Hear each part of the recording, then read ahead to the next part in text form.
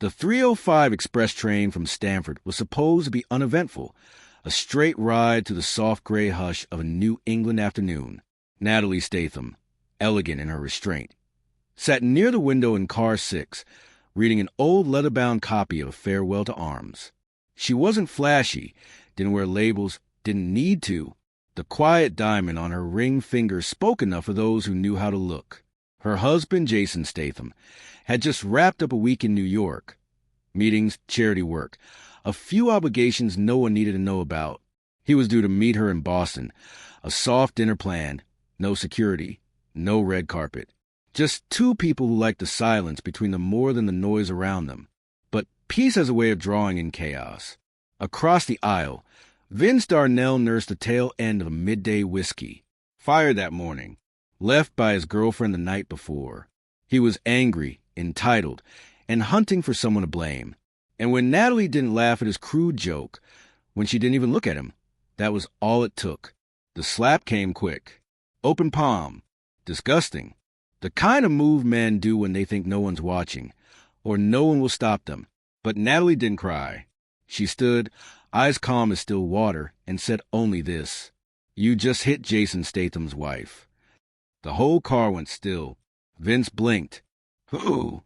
She raised her phone and hit redial. "You'll find out in about 20 minutes.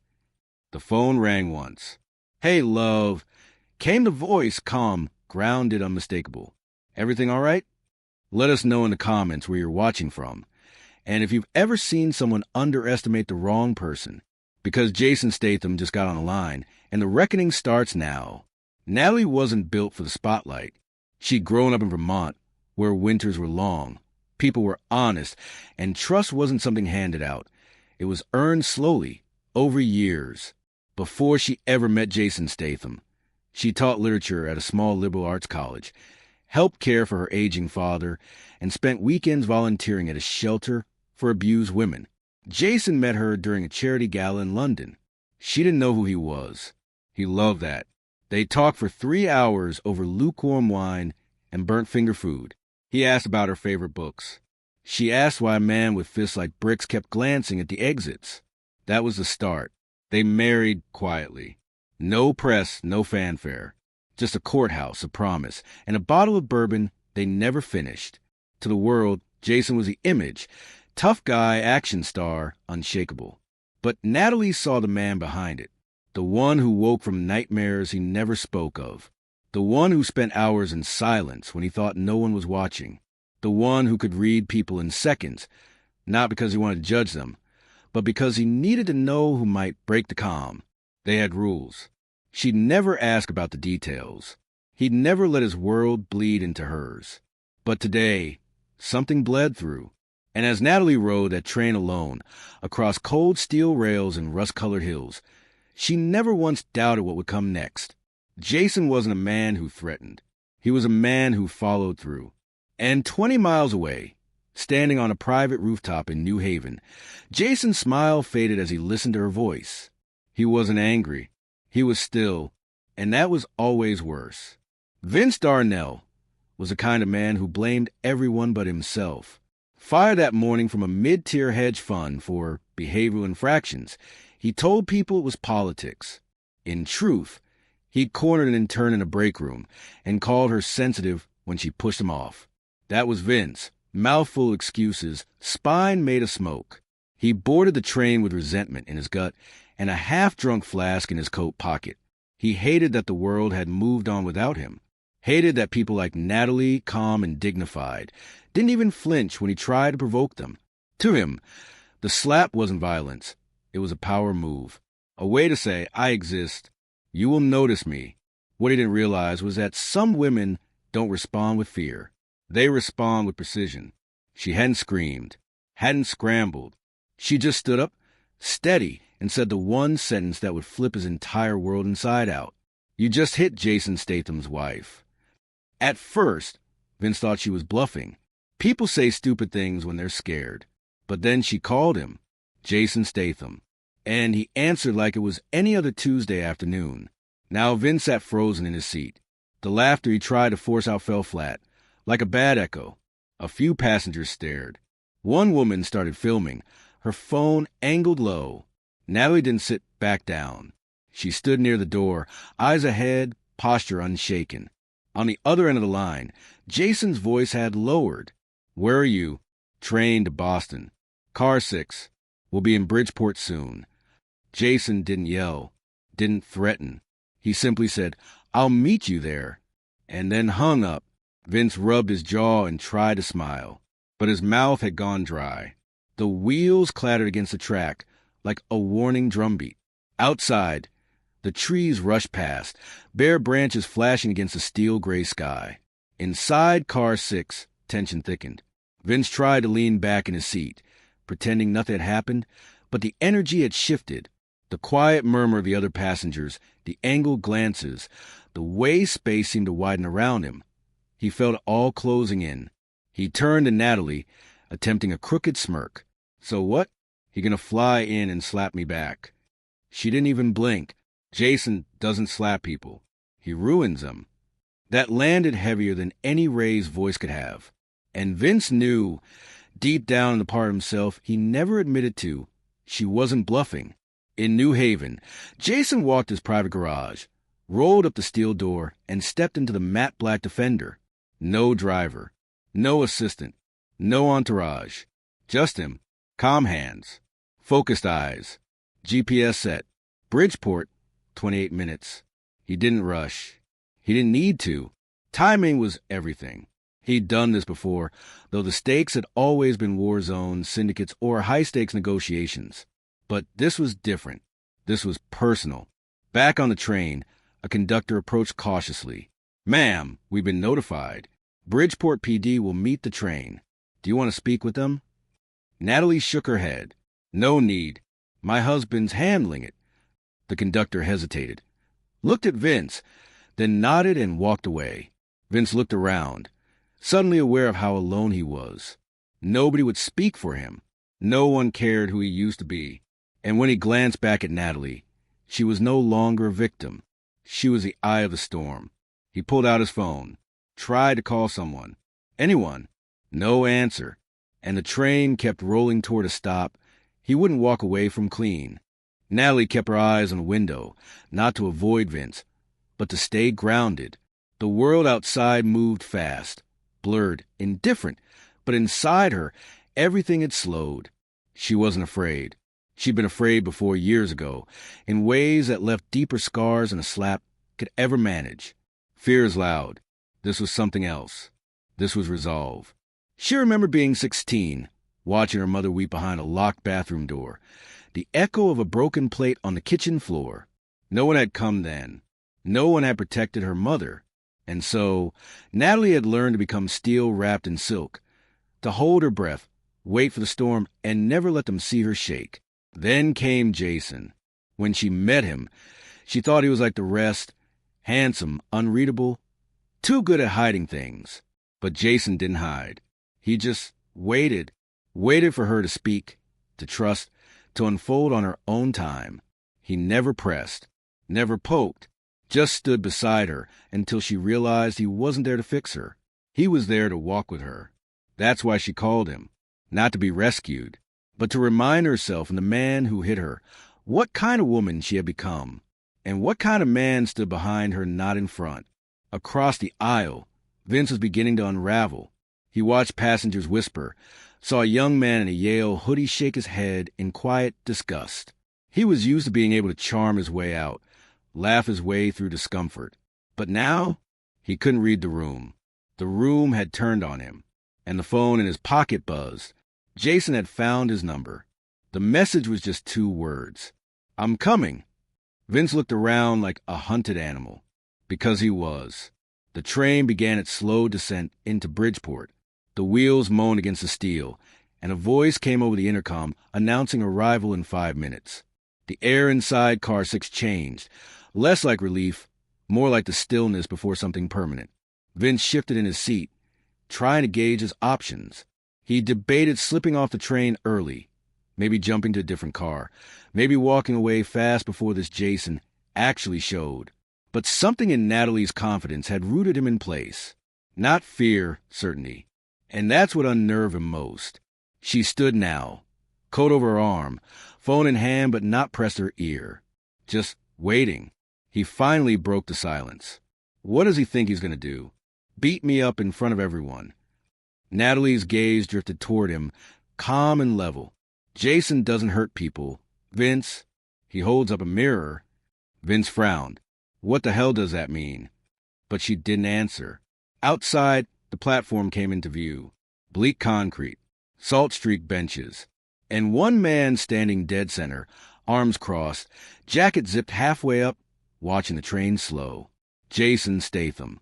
He didn't move, didn't pace, just stood with the full weight of a man who'd already made peace with what he was about to do. Inside, Natalie stepped toward the doors as the brakes screeched and the train shuddered to a stop. For a moment, Vince felt a tiny breath of hope.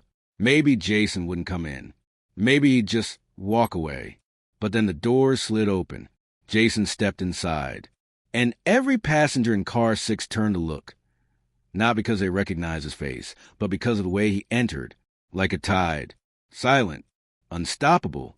And Vince Darnell had nowhere left to hide. Jason didn't speak when he stepped onto the train. He didn't need to. The air folded around him, as if it recognized the arrival of gravity. He scanned the carriage once, saw Natalie by the door, and gave a small nod. No rush. No panic. Just a moment of connection between two people who understood each other without words. Then his eyes found Vince. Vince tried to mask the twitch in his jaw. He stood, clumsily confident. Look, mate, this isn't the place. Jason stepped forward. Not fast, just forward. Vince backed up a step on instinct. I don't think you understand, Jason said, voice low and razor-sharp. This isn't about threats. This is about who you are. The passengers fell silent. Phones were up, cameras recording. None of that mattered. Jason reached into his coat and pulled out a neatly folded document. This is from your HR department, he said, extending the file. Termination report. Filed this morning. You assaulted a co-worker. Lied to cover it. And then you thought slapping a woman on a train would help you feel like a man again. Vince didn't take the paper. He just stared at it like it might burn him. Jason leaned in quietly. You've had chances. People tried to help you. You ignored them. Vince's voice cracked. You gonna beat me in front of all these people? Jason's eyes never wavered. You're not worth my hands. He looked around the train. But now everyone knows what you are. That's worse, isn't it? Vince stepped back, shoulders collapsing under a weight he couldn't shrug off. Jason turned to Natalie, offered his hand. Ready, love. She took it. And just like that, they walked off the train. No violence. No shouting. Just the sound of man left behind, exposed, alone, and finally seen. Vince remained frozen in car 6 long after Jason, and Natalie had stepped off the train. The doors had closed. The engine had hissed back to life. But something in Vince refused to move, as if walking now would mean acknowledging what had just happened, that a man had come, spoken a few quiet truths, and dismantled him with nothing but clarity. His phone vibrated again. Email notification. Subject line, character reference verification. Jason had done it. Vince opened the message and saw a full report, compiled, notarized, and distributed to key contacts. Not a smear, just facts.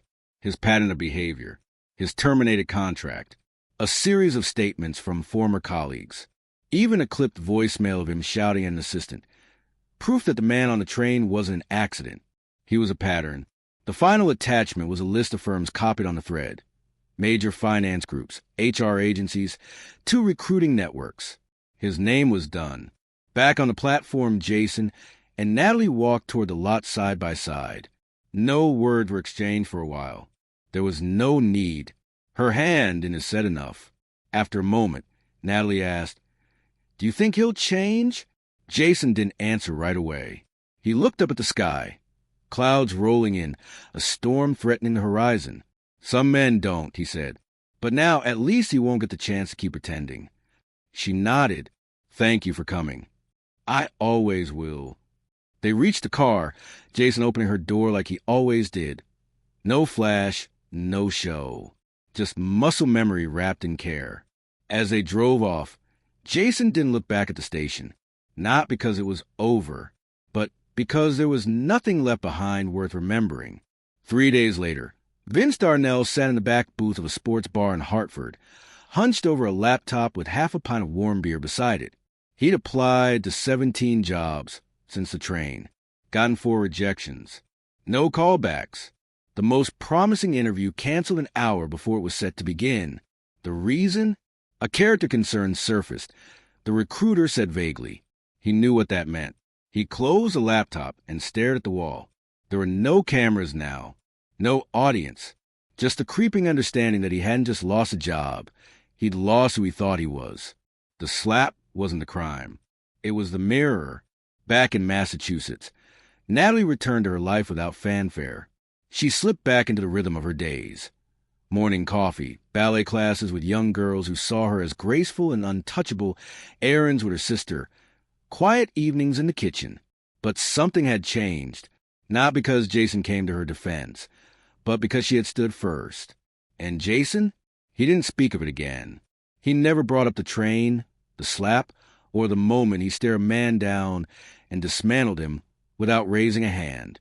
That wasn't his way. But every now and then, when Natalie reached for his hand, he gripped hers a little tighter. One night on their back porch, he poured her a glass of wine. She looked up at him. "I didn't need you to come, but I'm glad you did." He gave a faint smile. "I didn't come because you needed me. I came because that's what we do." Together, they sat under the hush of a slow-setting sun. And far away, Vince finally understood the most devastating truth. Jason Statham never had to lift a finger, because character did the work for him. Some reckonings don't need fists. They don't need shouting or spectacle or revenge played out across headlines. Sometimes all it takes is a name, a calm voice, and a man who knows exactly who he is. Jason Statham never had to prove anything, not with a punch, not with threat. His presence alone carried the weight of 100 choices made right, even when no one was watching. And when Natalie stood tall on that train, refusing to shrink after being struck, she wasn't just calling her husband. She was calling the truth forward. The real strength wasn't his fame or his face or his past. It was his character. And hers. Because Natalie never folded. She didn't fall apart. She didn't scream or rage. She stood in silence, knowing who stood behind her, even when he wasn't in the room. That's what makes a woman dangerous in the best possible way. Not her voice, but her stillness. Not her fury, but her focus. As for Vince, he learned the hard way that the world's no longer a place where quiet cruelty goes unnoticed. You can hide behind confidence, but the truth has a long reach and a long memory, especially when someone like Jason Statham is holding the mirror. So let this story remind you, real strength doesn't need to raise its voice. It walks into a room, looks a coward in the eye, and lets the silence do the rest. Let us know in the comments where you're watching from, and if you've ever witnessed justice served not with fists, but with truth, because in a world full of noise, sometimes the most powerful thing a man can do is say nothing at all.